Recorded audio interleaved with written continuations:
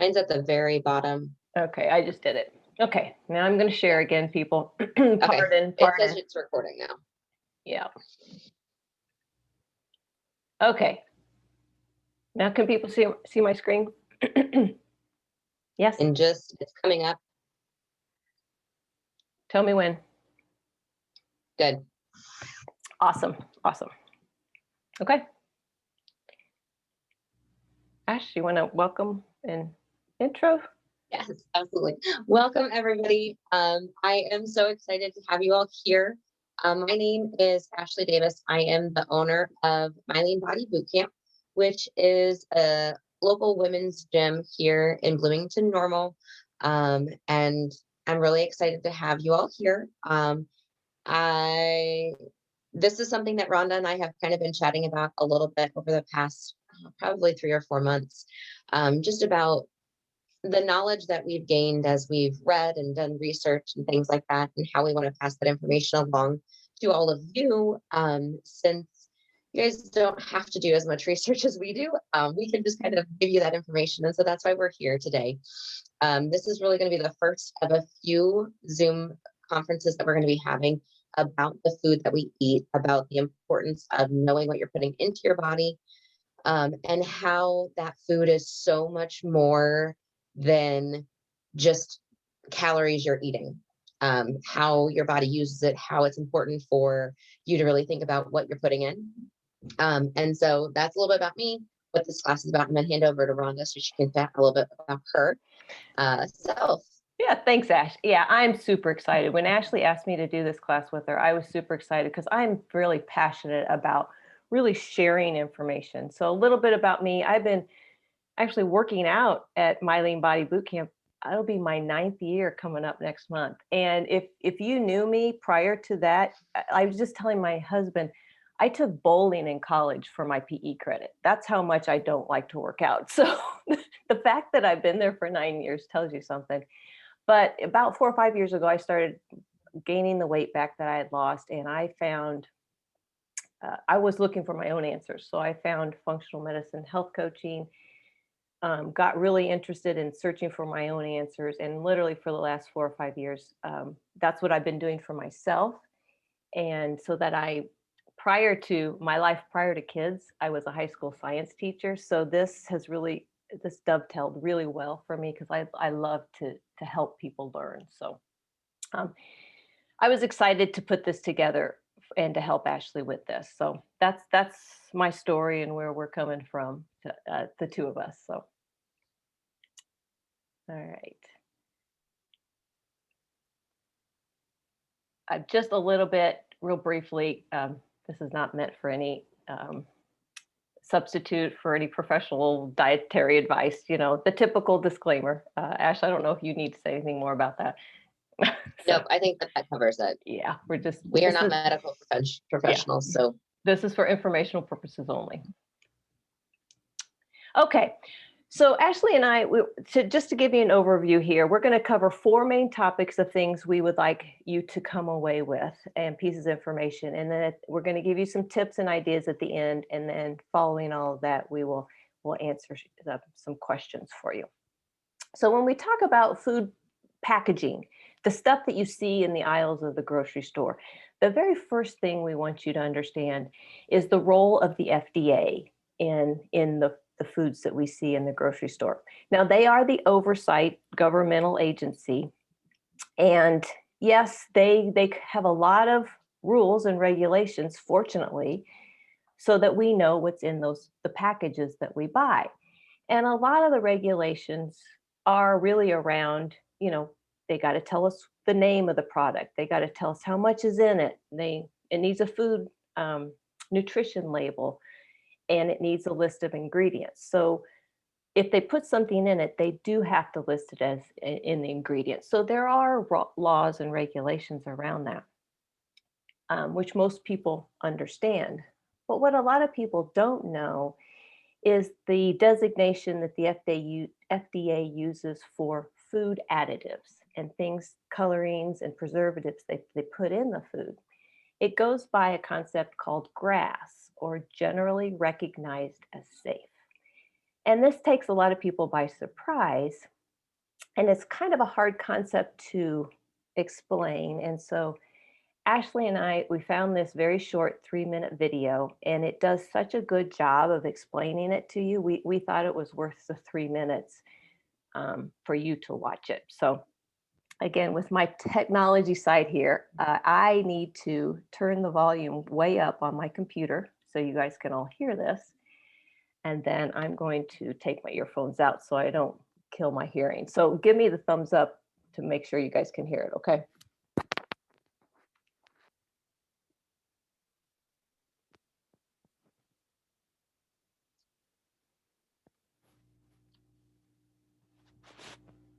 In 2008, when an Australian food manufacturer wanted the US federal government's stamp of approval on the company's new ingredients, regulators said no.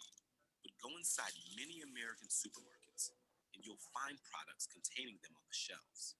So, how do new ingredients get from the lab to your dinner table?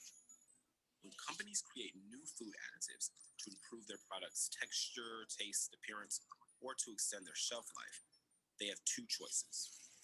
The food additive highway is a gridlocked route marked by government potholes. Traffic here is policed by the U.S. Food and Drug Administration, the federal agency that regulates 80% of the nation's food supply. Companies traveling this path must submit their food additives to extensive review. Then the FDA may issue its formal approval. This journey can take years, even decades to complete. So it's no surprise that companies often take an alternative route. This road is paved by a legal loophole that hinges on what counts as a food additive. Changes to the law in the 50s created this two-lane system where anything generally recognized as safe or GRAS travels down a much smoother road to market. These GRAS ingredients are not considered food additives and effectively get a pass to the fast lane. This GRAS clause means companies can determine on their own that what they're adding to our food is safe. Then it's up to the company to inform the FDA if they want to. That's right. Companies have no legal obligation to tell the FDA what they're putting in our food. But if they do decide to pull in for inspection, they could get the FDA okay, which makes them more attractive to potential distributors. But what if the FDA doesn't like what it sees? Take lupin. It's a legume from the same family as peanuts. It's often used in Mediterranean cooking. It can also be ground into flour and used in gluten-free food. In 2008, when George Weston Foods told the FDA that they'd certified the use of lupin-based flour, protein, and fiber in food as safe, regulators at the FDA disagreed. It found that people with peanut allergies could suffer life-threatening reactions to lupin ingredients.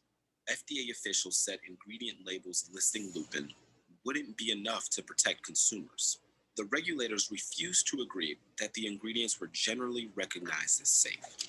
So George Weston Foods withdrew the notification, but other companies skipped the FDA checkpoint altogether. The Center for Public Integrity found products containing lupin on supermarket shelves. None included warnings for people who suffer from peanut allergies. Companies have added at least 1,000 ingredients to the food that we eat without ever telling the FDA.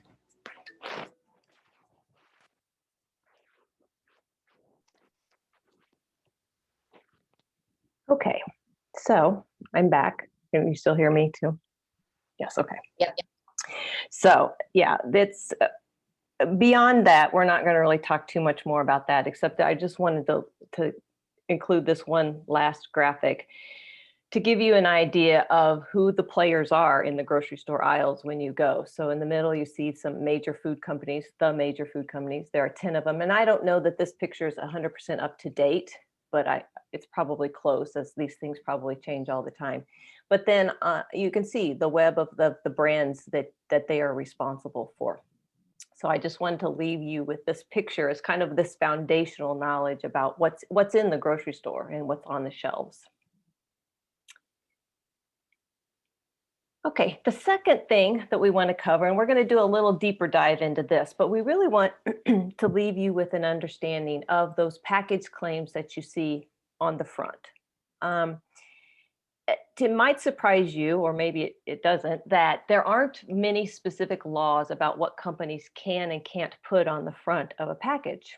And, we see this every time you're in the grocery store.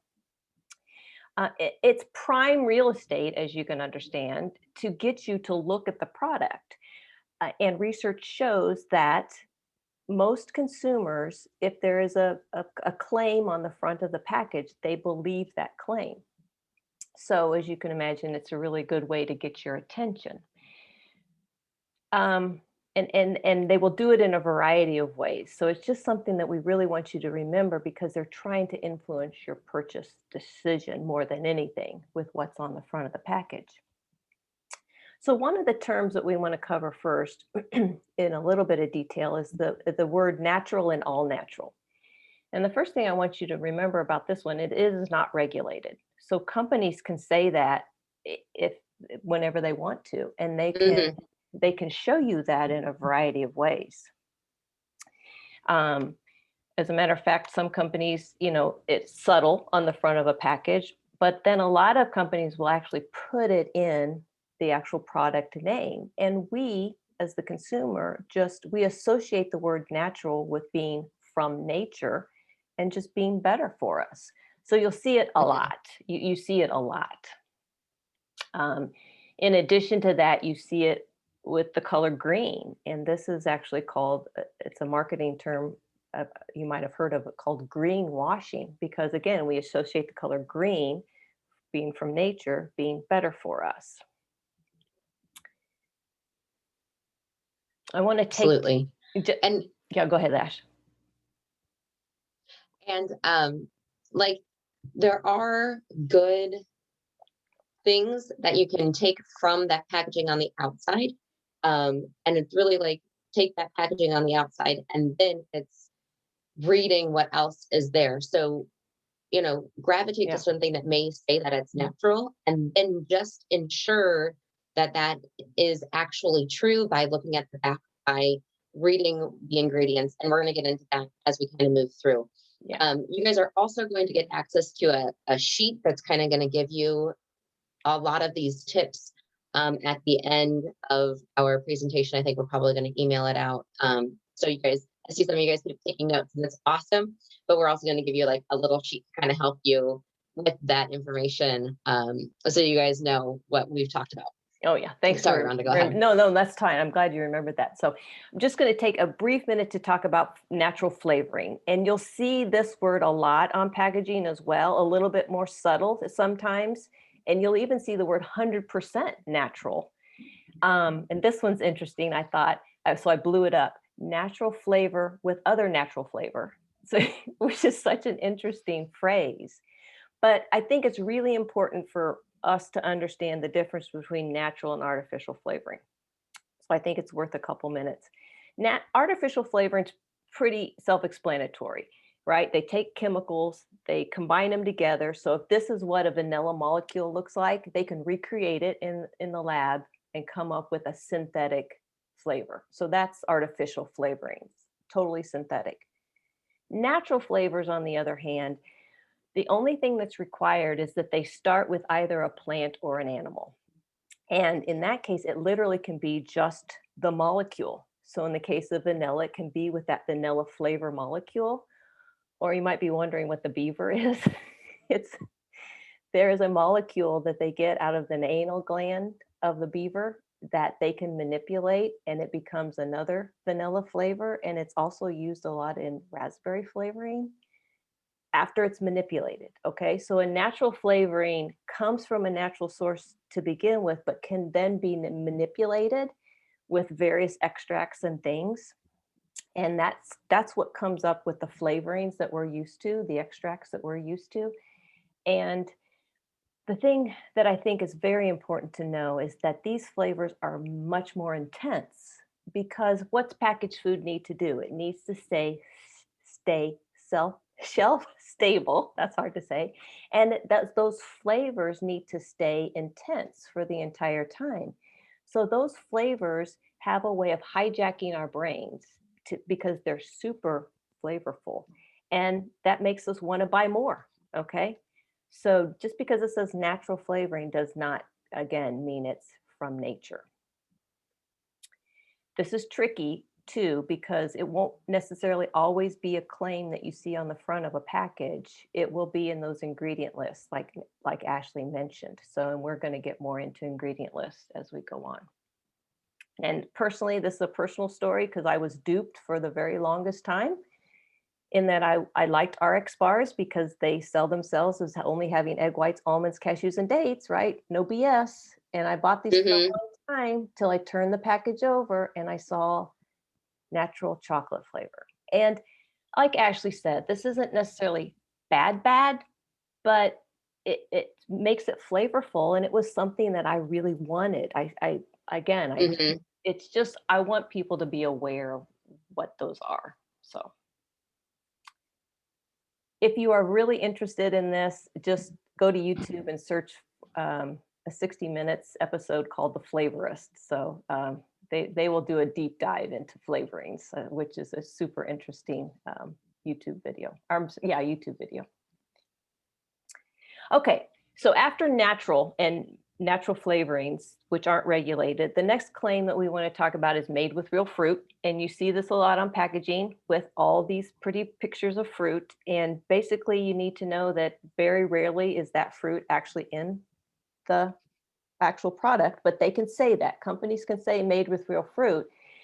And almost always they're using cheaper versions, a fruit puree or a fruit powder or something that's more intensely flavoring. And that's, again, when we're going to need to go to the ingredient list.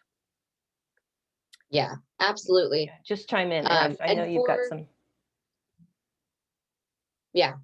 And for those made with real fruit, check the back because sometimes it is genuinely made with more fruit than like a fruit roll-up is. So the ingredient list that's listed on this slide is for a fruit roll-up. So you can see that the only real fruit is pears from concentrate, and that's just kind of to help with that consistency. But there are options out that have no food dyes, have no artificial sweeteners, and those are made from more real fruit than a fruit roll-up is. But that is not to say that it is better than having a piece of fruit. So ultimately, when you're wanting something fruity, choose a piece of fruit over a fruit snack option. But if a fruit snack option is what you're needing or what you're wanting, or for whatever reason is a requirement, look for one that when you flip it over, it does have apples and pears and even carrots and beets for food color.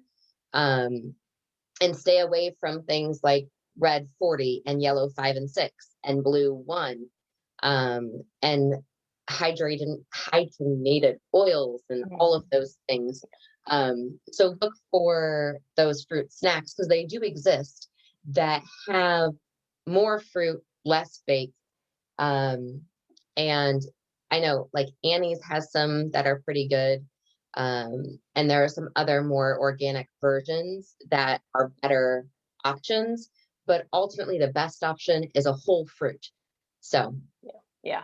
Again, just, made with real fruit makes us think that we're getting real fruit. So it's just awareness. We need to just be smart when we're in the grocery store. Okay, the next term, which has some regulations around it, which we're going to get to in a second, but the word light, whether it's L-I-G-H-T or L-I-T-E, we want to assume that means it's got fewer calories or less fat, which is sometimes the case, but companies can also use this to mean lighter in color or watered down. They can use the word light and it would mean that.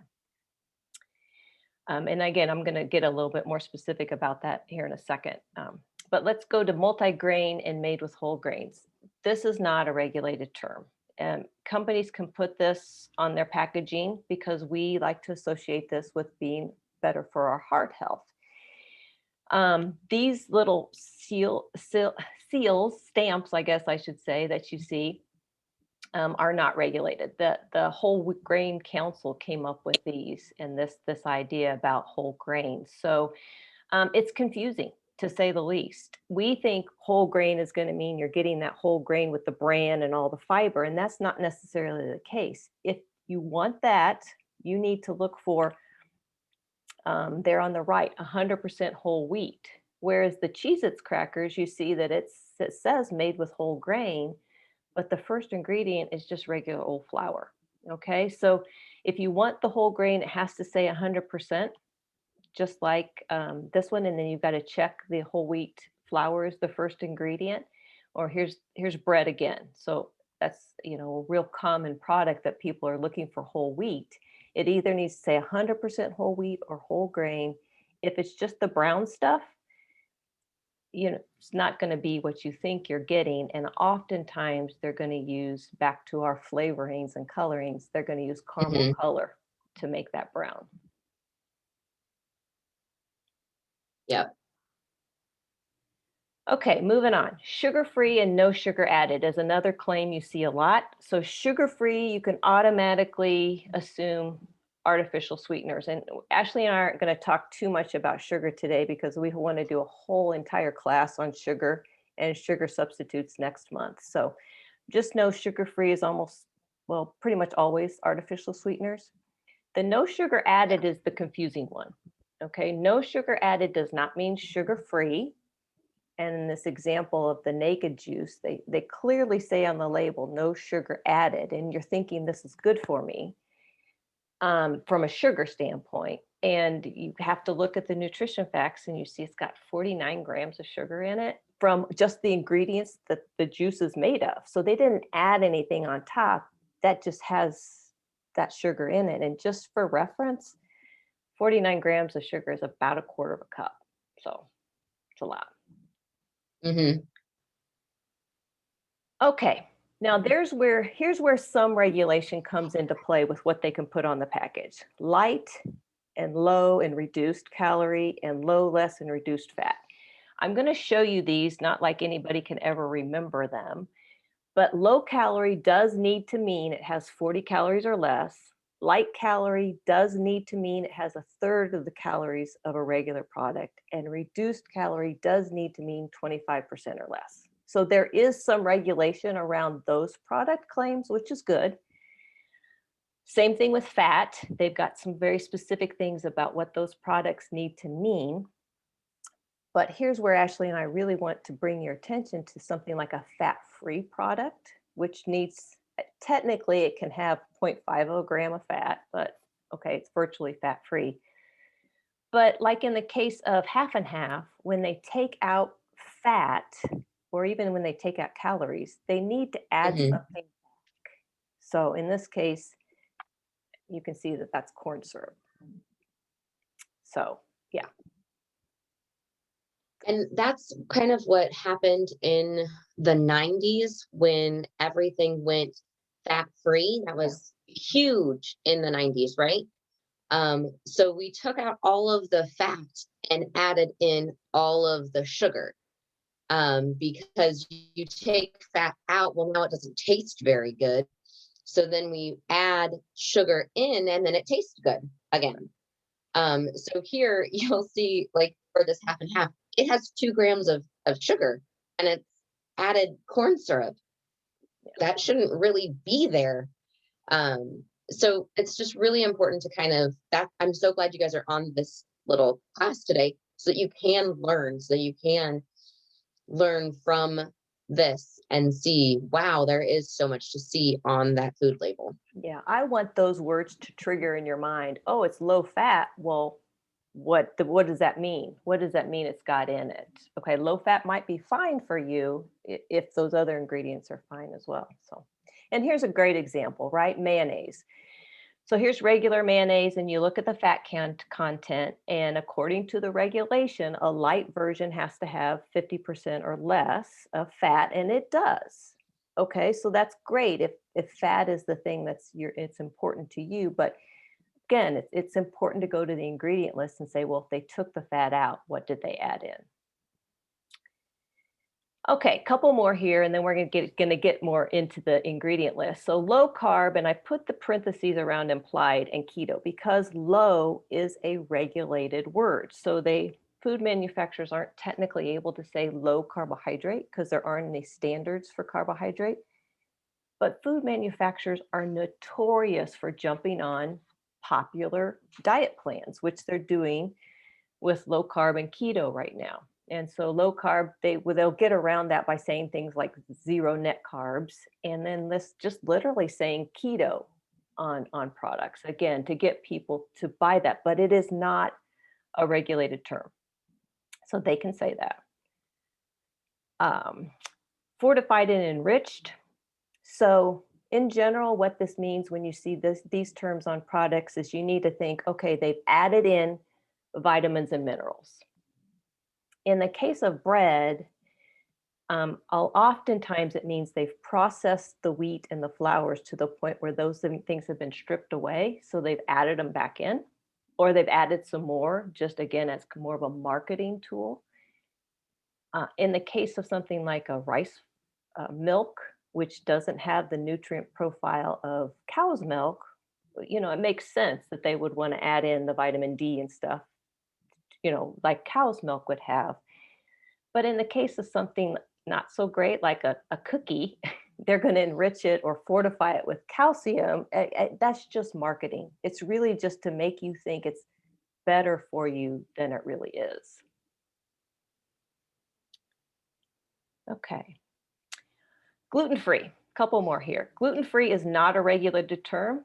Food companies can use it and they use it a lot. Now, that's fine because there are some people who don't tolerate gluten, but we need to understand what gluten is. It's just real briefly, it's the protein found in wheat, barley, and rye primarily, and people with celiac disease don't make an enzyme, so they can't digest it. So they get pretty sick from it. And there's a range of gluten intolerances. So it's good for people to know that things are gluten-free if they're looking for that.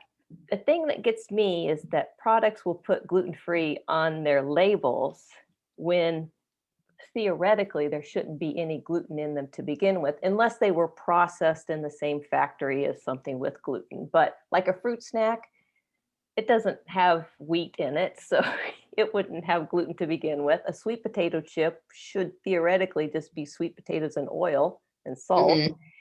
And the same thing with the hummus. It should just be chickpeas. So gluten-free is, I don't know, Ash, how would you describe it? It's a good thing to have, but there's still some junkier ones. Absolutely. So really when it comes to anything that claims to be gluten-free, it's a great thing to take a look at just to see what does that mean, especially if you have somebody in your family who is celiac or gluten intolerant or any of those things. So it's just really needing to be aware of what kind of gluten substitutions they're making.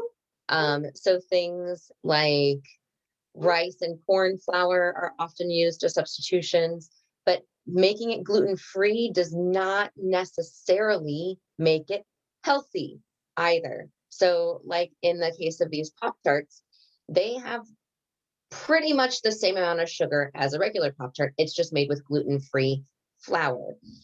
And same thing with cookies and cakes. That is fantastic. I'm so grateful that they have those for our kids and families who have celiac, that they can have those treats. But just be really careful about what kind of flours they're using. And don't just assume that gluten-free means healthier than a gluten option, depending upon what that product is, or claiming to be gluten-free and having absolutely no gluten in it to begin with. Yeah. Like the hummus, the fruit snacks, and the potato chips. Yeah. So. And a good point too, Ash, thanks about the flours. And people who struggle with blood sugar, a gluten-free product can actually have a bigger impact on your blood sugar because of those refined flours that they're using instead of the wheat flours and things. So it could really have a negative impact on somebody who has blood sugar issues to Hmm. assume that a gluten-free product is good. Okay, this one you're seeing a lot on packages these days, immune support. This is really a fine line that companies are treading. Companies cannot make medical claims on their packaging, and this is getting there. But as long as they've put some vitamins in it, they're going ahead and they're saying it. And I just saw these in Sam's a few weeks ago. And the assumption that most consumers make is they will buy this product thinking this is good for my immune system. And it's not that it's not. It has some Hmm. vitamin C in it. But this is when the ingredient list becomes so important because you have to be smart about it and look at what it's made of. And those ingredients aren't bad for you necessarily, and that it's a lot of sugar. So Hmm. just be And wary of things like that. And I mean, even if you look up at the sugars that you can see in this picture, there are 7 grams of added sugar on top of the date and pear and apple juice and cranberries. So, you just really need to be aware of what that sugar is, where that sugar is coming from versus and the amount of that sugar that you're eating, because people love to add sugar because it makes things taste really good. Right. um and Right. so Right. And it just makes me angry if somebody picks this up and thinks they really think they're doing something good for their health. And mhm, sugar, a lot of added sugars, even if it's from dates, it really they're saying that it has a negative impact on our immune system to a degree. So anyway, be on the lookout for that one because it's more popular than ever. Here's a package that adds a lot of the claims we've talked about, from no sugar added to keto friendly to gluten free. So that companies are throwing everything they can at us again, because remember, this is expensive real estate. They really want to get your attention with the front of these packaging. Okay, the last claim we're going to talk about, and then we're going to get to the other 2 points. Organic. Now, organic has been open to interpretation in the past, but fortunately, it has become a little bit more regulated. But here's the confusing part: it's actually regulated by the USDA, which is under the Department of Agriculture. So you've got the FDA and you've got the USDA, but at least we've got somebody saying, hey, look, if you put this symbol on your package, it has to mean that 95% or more of the ingredients are grown without pesticides and fertilizers. Okay, so it does have a standard behind it. If you put some organic ingredients in your product, but not everything, and so you could use this symbol that says made with certified organic ingredients, but you have to have at least 70% of your ingredients are organic. And then on the package, you have to tell them on the back, which ones of these are organic. And a lot of companies will do that with a little asterisk or something. And something like that cannot use the organic seal, the top one.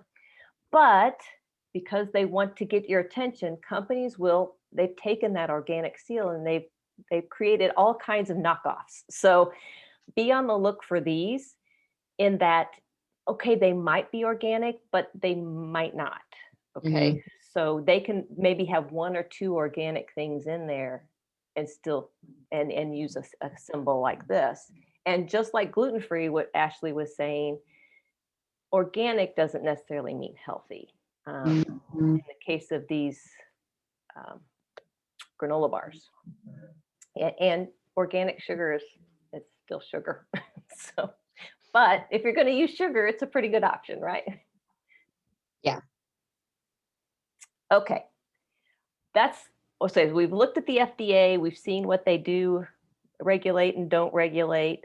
We've looked at some of the most popular claims. The next thing we want to take just a couple minutes to talk about is the actual ingredient list, which the company is required to put on the package. So that's good.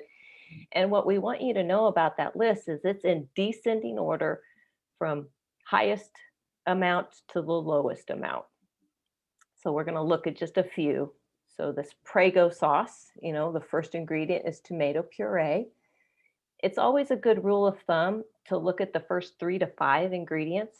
That kind of tells you what the most of it has the most of. But then it gets confusing with the parentheses, right? So the tomato puree is water and tomato paste. So theoretically, you could say the Prego has the most. It's got water and then tomato paste, followed by diced tomatoes, and then sugar. It gets complicated to look through an ingredient list. Something like this yogurt, right? So we look at the ingredients there. The first ingredient is cultured grade A non-fat milk. Well, that's just skim milk. So if you look at that's the first ingredient, then there's water, then there's fructose, then there's less than 1% of a modified cornstarch, and then there's the natural and artificial flavorings. So that's how the ingredient lists work. But in terms of something like a product claim, like you're looking at the peanut butter here and you see reduced fat. Okay, so now we want to check that out using the ingredient list. So the ingredient list for regular Jif is roasted peanuts and sugar. So those are the things it has the most of in it, followed by a little bit of molasses and hydrogenated vegetable oils.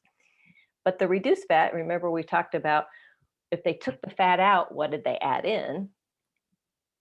So we've got peanuts still as the number 1 ingredient, followed by corn syrup solids, followed by sugar, followed by pea protein. So it adds quite the list. And of these two, if you were to choose one, it would be a better option to choose the Jif as opposed to the reduced fat Jif. Just use less of it, because in the first 4 ingredients, 2 of those are sugar. So corn syrup solids is sugar, and then sugar. And then they're adding a different protein source in addition to peanuts to kind of keep that protein level up, because they've reduced the amount of peanuts they put in. Yeah. And this one, Ash, I think Yes. And then for really the best option when you're talking about a peanut butter would be this one, because it has 2 ingredients and that's it. It has peanuts and salt, and those are the only 2 ingredients. This is one that you have to kind of stir up.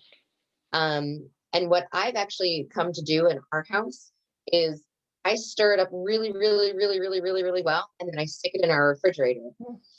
And when you stick it in the refrigerator, the oil doesn't separate from the peanut, ground peanuts. And so it's more like the Jif peanut butter when you take it out of the refrigerator to use it. Awesome. Love that tip. That's a great tip. Thank you for that. Yeah. But this is an option, and you'll see the USDA organic seal on the side there too. So that's something, that we know is somewhat official. One more ingredient list. I just have to point this out. So, okay, companies are required to put the ingredient list on there, but that doesn't mean they're easy to understand or decipher. So this one being a huge ingredient list with lots of parentheses and things. And if I were queen for a day, I would require the ingredient list to be listed like this. I mean, this to me, of course, there's no room on the package for it, so this will never happen. But to be able to see those first 5 ingredients at more of a glance, instead of trying to figure out, okay, chicken flavor is made up of, chicken broth and rendered chicken fat. So it takes a bit of investigative eye to look at something like that. And admittedly, it's super confusing. So we wanted you to know that at the very least, they're listed from highest ingredient to lowest, but they don't have to tell you the percentages or anything. All right, and the last point we want to make about food labels and packaged food is to really watch out for the serving size. Now, thankfully, since 2018, the law changed, and this has become a lot easier to find the serving size. It used to be the old label there on the left. It's kind of snuck up there in the top, 2/3 of a cup. Well, the new fact label has to show you the serving size. At least it's in bold now and it's easier to find along with the calories. And the reason being is that the companies were made to more accurately reflect what people would realistically consume in one sitting. So a pint of ice cream is a great example here. Realistically, people weren't making 4 servings out of that. They were realistically making it 2 usually. But so here's an example of those 2 labels. You've got the old label on the left with a half a cup, and then the new one on the right. Well, they've at least upped it to 3 servings per container, and it's 2/3 of a cup. But at least you can see, the nutrition facts in that serving, and which I think is super helpful. Not that I have any personal experience with this or anything, but you can see you can see the nutrition facts in the entire container too. So that is super helpful. Okay, so now for some more tips and ideas. I said, love the peanut butter one, Ash. That was great. What do you do? We don't want you to leave here this afternoon and think that the grocery store is like some, all these landmines that you have to navigate, although it can feel like that. The first thing we thought would be helpful is really just to look at the things that you use a lot of, and just swap out some of those. And Ashley, I know with your kids, you've got a lot of good ideas here, so chime in anytime. But these are just some examples I picked that I thought were easy. And by the way, I get it from a lady, the Swap It Healthy lady. I love her. I follow her on Instagram. So Yeah, absolutely. We also look for like frozen waffles in our house. We look at things from Kodiak cakes, and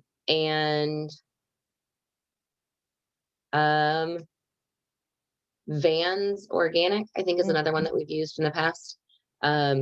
Hot dogs, we don't tend to get a lot of them, but Aldi has a really great organic uncured hot dog that's all beef as well.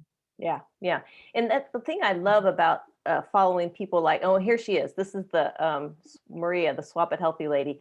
I love following her because I'm not doing the research. I'm not standing in the grocery store reading these ingredient lists. I like to look at the ideas that she has given and see if I can find those in the grocery store. And then, like you said, Aldi, I've heard great things about Aldi in the recent years or so.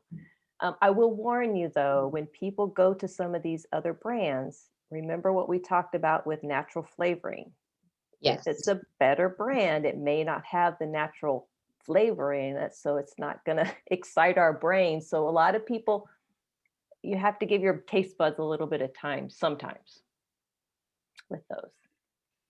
But she does things like this. So I think it's great to be able to see these brand names and look for them in the grocery store.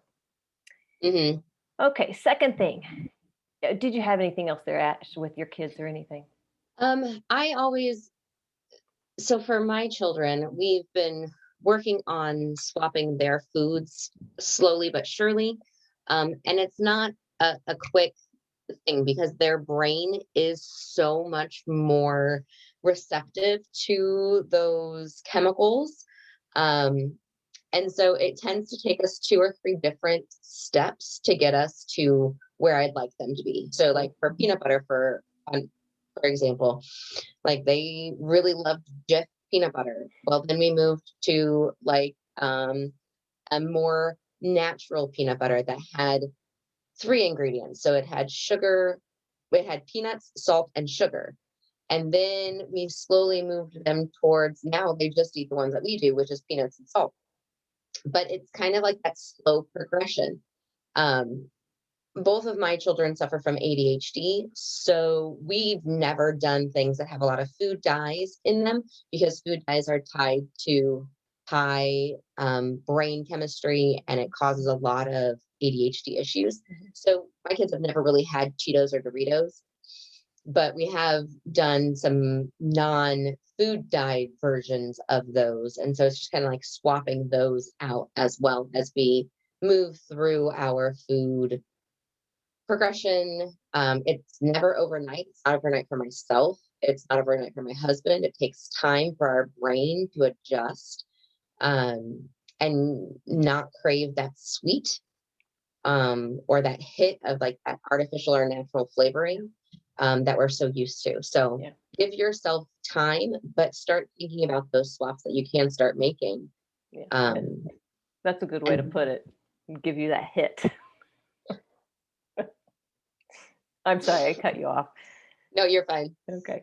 All right. So the next thing, obviously, well, maybe not so obviously, but really try and eat more whole, real foods that don't even have a package. There's some ideas here that we're going to give you in this case of a granola bar. You know, putting together your own little nut mix is definitely an option to as a substitute.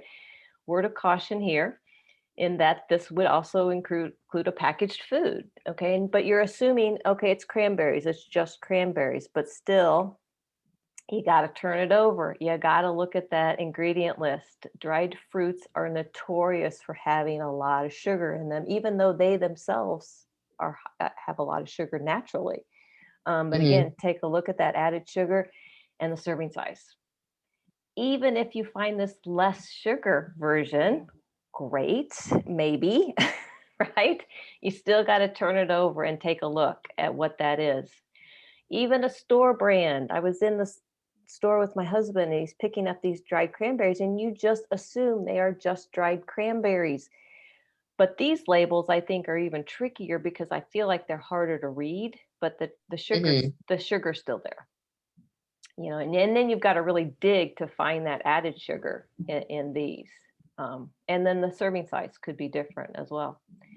And blueberry. So you're thinking a blueberry is just a blueberry. Surely they don't need to add sugar to a dried blueberry. Well, guess what? Yeah. So always, you've always really got to check that out. And again, it's hard to find in these. I think these nutrition labels are hard to read.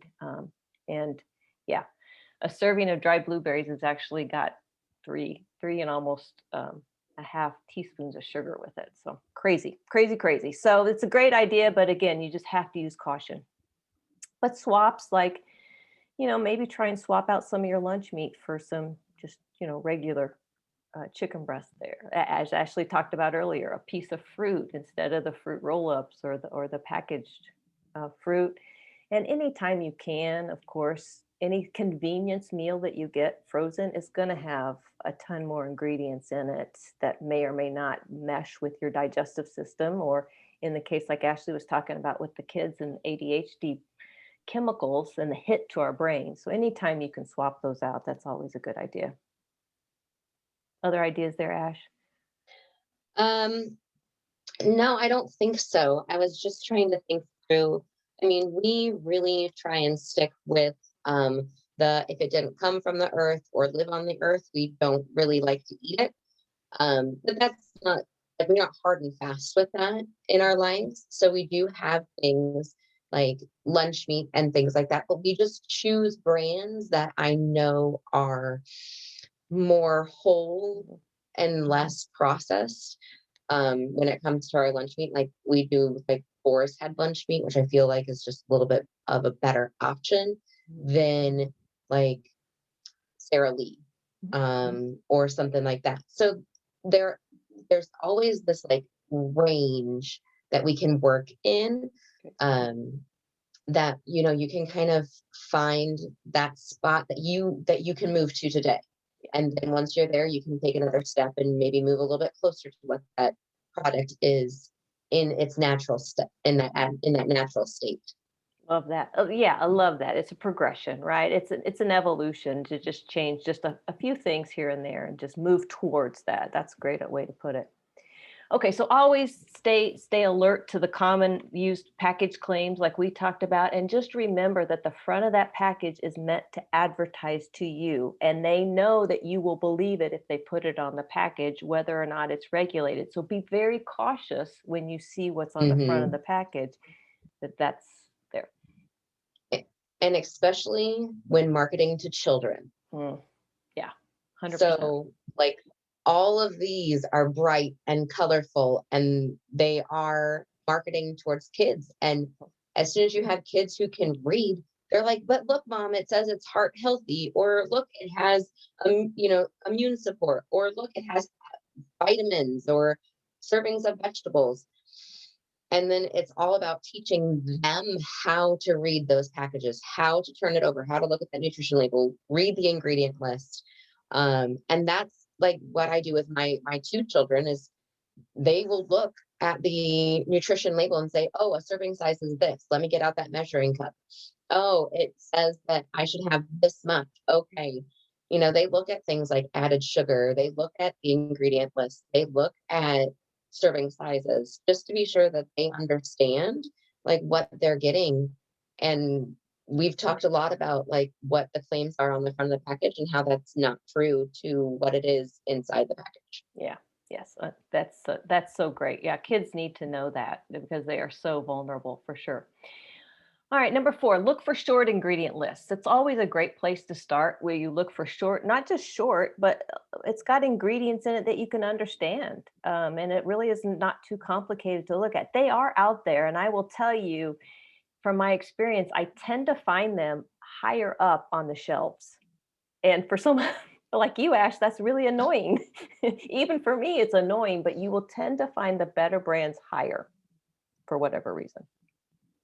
But again, just look for short ingredient lists that you can understand. It's always a great place to start. Be on the lookout for obvious false badges. Okay, there's a ton of them out there. And I hope now that you have an idea of what to look for, you will see them. But companies can say these things, whether or not they're 100% true or they're just kind of tweaking the truth. They do it, okay, because they can. They absolutely can. Look for some trusted seals. Now, this is not an exhaustive list, and I am always looking for trusted seals, but we talked about the USDA organic one, that it needs to mean something. The green seal certified is really more about packaging, but you know, again, that gives you an indication that that company at least has some awareness and something behind it. The GMO project is also certified. The one at the bottom left, I haven't seen very much around here, but I'm looking for it. It's called the California Certified Organic Farmers. You know, California, they're on top of things. So I'm looking for that seal, but I haven't seen it. I hope to.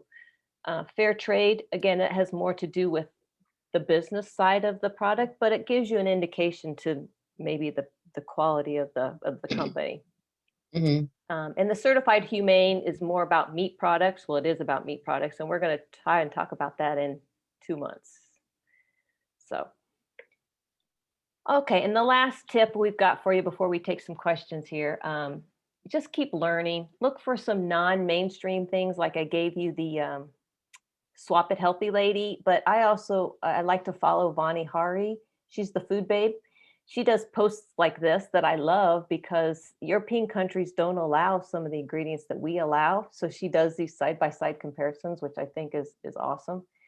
Mark Hyman's got a couple of great books on food and the food industry, which are very enlightening, that I like to follow him. And then this guy on YouTube, he's great. The Flav City guy, Bobby, is it Bobby Parrish, I think? I think so. He's actually pre-COVID, of course, and he's got some more out now, though. He's in the grocery store. So he's in the aisles and he's showing you products, which I need to see those products. So I find that very, very helpful. So yeah, that's all we've got. I don't know if we've got any questions. I'll quit sharing and we can answer questions, or if people want to give us their email addresses somehow, we can get that handout to them. So, You guys have any questions? Anybody have any questions? That feels like a big dump on you. A lot of information very quickly. Yeah. Oh, I see somebody's mom. Oh, Erin, your mom's a celiac. Yeah. Okay. I have a 10-year-old who is, so I know a lot about that. Yeah. Yeah. So that is helpful to people like you for sure. Yeah. I think my question was going to be partially because I do have that kind of gluten-free handicap too, but like the extra suggestions of like packaged things that are good for snacks or for, you know, regular staples around the house. I don't know that that's anything you can hand out right now, but maybe down the road. Erin, let me think about that for you. And I can give you some good options that we use here at my house. We don't eat a lot of gluten just in general. We don't have any gluten issues per se like medically. Yeah. But because both my kids are ADHD, gluten is just one of those things that can kind of cause them to have worse days where their attention is just way off. And it's a day that I know that we've had like maybe some pizza or some extra breads or something like that. And their gluten, like the gluten is just really high and it just clouds their brain.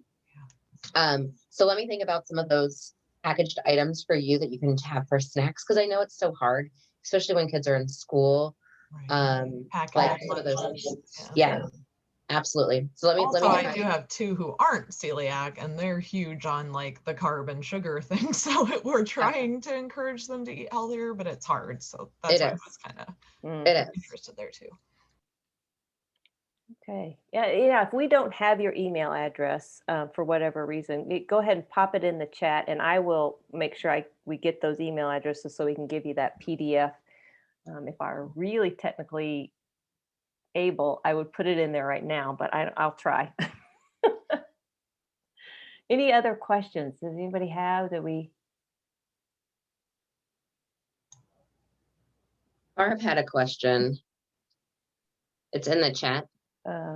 Yeah, when you were talking about ingredients and on display was I think the back of a chicken pot pie. Yeah. Mhm. And it just caught my eye that they had something listed as interesterified soybean oil. I didn't know that was a word, never heard of it before. Right. I don't know if you have any idea what it means, but geez, nobody would know what that means. Well, exactly, Well- Barb. That's the point. And I can't tell you chemically what it does. I know a lot of them, they'll take those fats like soybean oil and they can, like hydrogenate it like Crisco, to make it so that it Mhm. doesn't go rancid. That's usually what they're trying to do, is make those things so, oils go rancid. So I can't tell you exactly what it is, but yeah, that's always something to look out for. If there are words you don't understand, there's a good chance your body doesn't know what they are either. So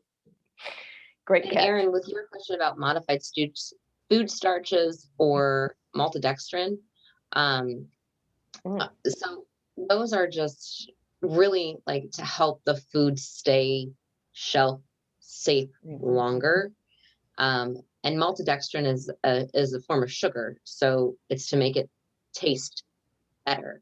And in a month, did we decide on the date? I think it's Was it the 28th? I think it's the 28th of April. The 28th of March. Oh, I'm sorry. March.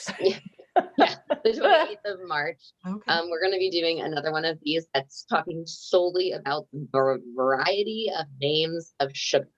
Okay. And just, there's going to be so much sugar. That was what I had to Google all the time when I had to start checking labels for stuff for my son because it comes up all the time. Yeah. Yeah, it's a full-time job, and I wish it wasn't, but it can be. It really can be. So the more information you can just get, the better for sure. Yeah. Any other questions? We're just a little bit past 3, so if you've got any questions, feel free, or reach out to Ashley or me, and we'd be happy to answer those questions if they come up later for sure. Sometimes you're standing in the grocery store, you're like, wish I had asked that. Rhonda, Yeah. I was just going to say, the ladies that are here with me, I can forward the email to them, so you don't have to. Perfect. Whatever Thank is you. easier. Thank you, Jill. I appreciate that so much. Thank you. Anything else? Anything else? Well, I really appreciate your time. I thank you guys for coming on, and just, the more we can learn, the better we can do, right? So. Hey, Rhonda, there was a question about Crystal Light and the additives for water. I don't know if you touched on that. Oh, I missed that. Oh, I see it there. Thank you.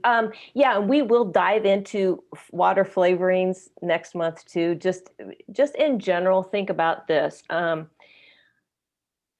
Sugar substitutes have a very intense sweetness to them typically, and that again lights up our brains, and our brains they see that as sweet, and whenever our brain senses something that's sweet, an insulin response will follow. And so typically you'll have insulin being released, and that's why they'll say you'll eat your calories anyway. If you drink a Diet Coke, you tend to eat your calories, and that's why, because it's the sweetness, the intense sweetness that's creating the response from the pancreas. So they're not bad, but again, it might be worth just paying attention. How do they make you feel? Do you start craving food later? Do you have a hard time controlling your appetite after you've had Crystal Light? People who sip on that stuff all day tend to have a harder time controlling their appetites because of the sweet. I'm not even talking about what the chemicals might be doing biologically as much as I'm just talking about the insulin response that it creates in the body. So just something to think about. We'll touch on that for sure again next month. So yeah. Anything else? Okay. Appreciate you guys so much. Well, thank really. you all Yes, so much thank you your for spending time. your time, and hopefully it's recorded. So we'll put that out there. We'll see. Thank you very much. Yes. Thanks, Yes, Lage. thank Appreciate you it. both Appreciate it. very much. Yes. Thank Thank you. you. Thank you.